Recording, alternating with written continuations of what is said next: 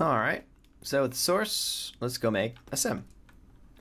I'm going to make our source green, as I often do in other lessons. This means this is helper geometry that will not be rendered. Dot network, even though that has a default color, I always change it to purple. I don't know why. So I'll call it the sim. So the sim, we're going to want to read in. Now we can still see it there. It's just grayed out in the background. It's not in our sim yet. So to set up a basic flip sim, we need a flip object. We need a flip solver. And you take that and put it into the first input here. We're going to need a gravity because we're going to want to see this fall into a tank. And we're already confronted by an odd choice that side effects makes. Well, it's totally fine that it comes with a default chunk of fluid, which if we were to just zoom out here for a moment and press play, would just fall and maybe eventually splash on that. No, it's going to die. Great, wonderful. If we turn closed boundaries on the flip object, which we actually are going to want to do, we can watch it fall and plop. And we've made our first sim. And that is a beautiful thing to behold.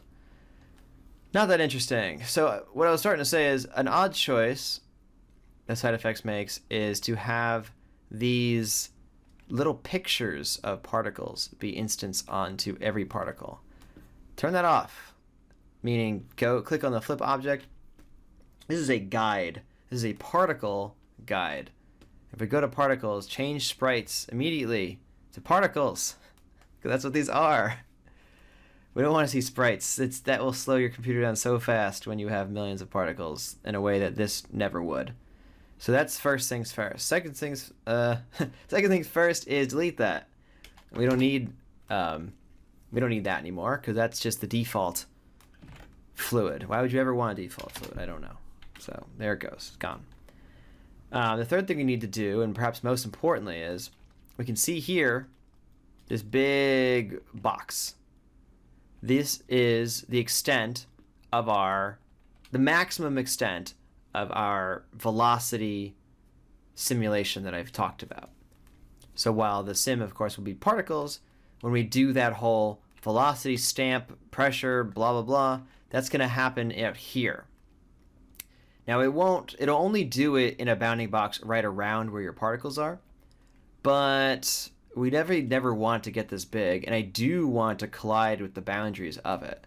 And so let's make this way smaller so that it fits into our field of view here. So unlike other simulations, it is not on the actual flip object itself. It is on the solver. It is in fact under the volume motion volume limits tab. I don't really know why, but I guess because you could have multiple flip objects within one solver or something. Sorry, I tried to middle click and hold on this, and there we go. We can make it much smaller. So something like that is better. 3x3x3 is probably fine. Let's make it a lot less tall. Oh, that's not nearly tall enough. So I'm gonna bring it down to like here, and I can move it up, maybe here. So just so it's hanging around up there and it can fall into here. That's cool. Again, we're not actually sourcing anything in here yet. For that, we need a volume source, which is kind of a generic node for various volume things like Pyro. Because again, Flip, in many ways, is just running a Pyro-esque volume thing under the hood.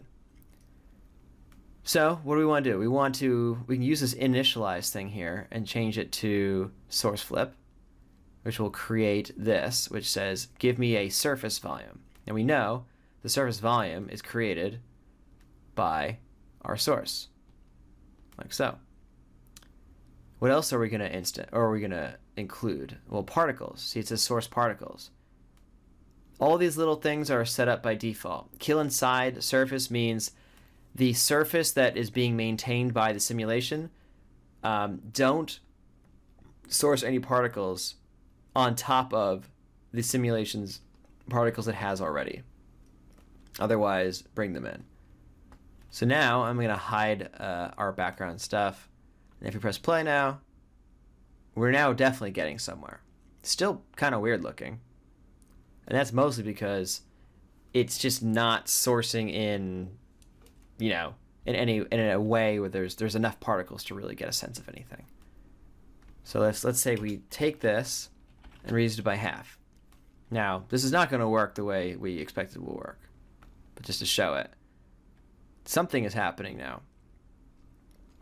The particles drew together, but it still isn't bringing in any more. And that's because while we changed the particle separation here, literally the distance that the particles are trying to maintain, we never actually told our source that.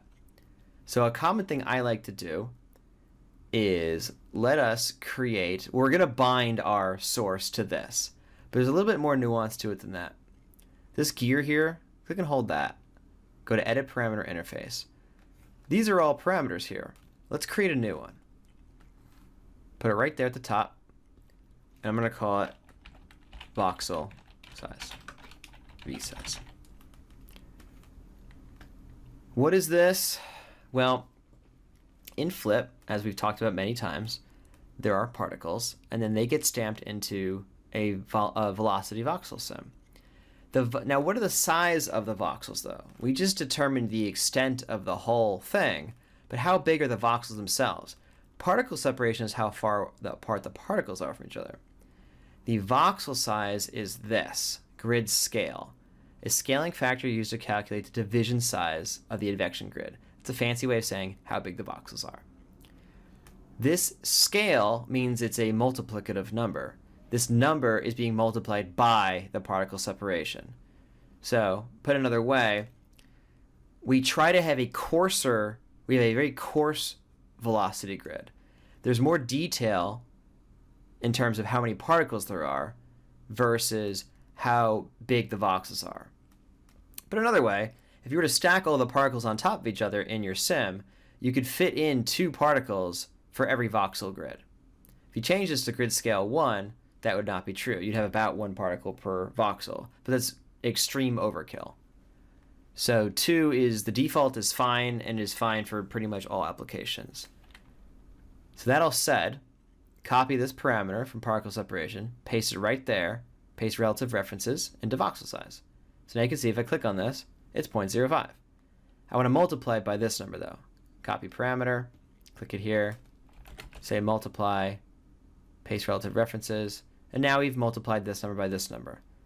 This parameter alone doesn't do anything, but there's lots of nodes that will refer to the voxel size though of our simulation, and now we have a convenient way of doing that.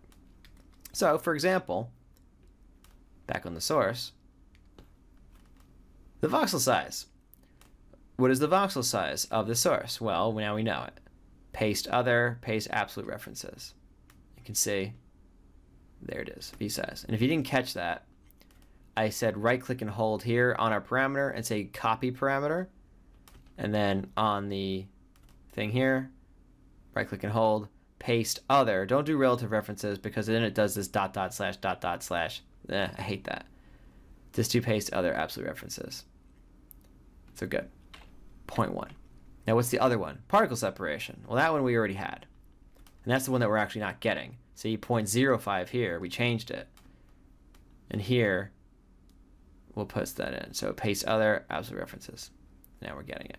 So now, the source comes in with more points, like so. So now we have way more fluid in our simulation. I'm going to turn off this dot thing so we can see it. Now we have the default visualization is showing us, it gets lighter the faster it's moving. So that's what that is. So already we can see we've got collisions because of the closed boundaries here. It's closed each wall, negative x, positive x, whatever. Each wall it's colliding with. It's a very quick, simple collision. We never have to like set anything up ourselves. Cool.